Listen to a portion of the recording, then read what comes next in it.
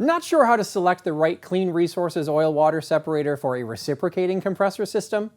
Over the next minute and a half, I'll walk you through how to size our unit to your compressor properly. If you are running a screw compressor, check out the link in the description below this video.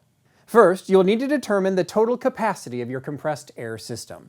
Add up each compressor's horsepower, or CFM, that will feed into the oil-water separator. This will determine the oil-water separator's capacity to treat your condensate effectively. Next, consult the chart on your screen.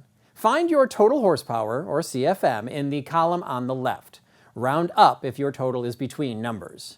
Scan across that row to see which units have the capacity to treat your system's condensate volume.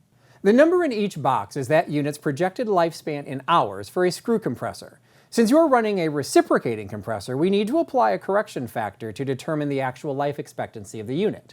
For example, let's use a CRP 500 at 200 horsepower running 2,000 hours per year.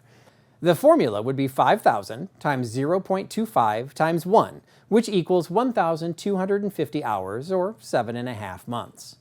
If you run your compressor more than 2,000 hours per year, use this chart to find the appropriate correction factor.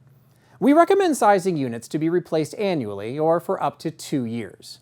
If you have any questions, please reach out to us at cleanresources.com or call us at 800-566-0402.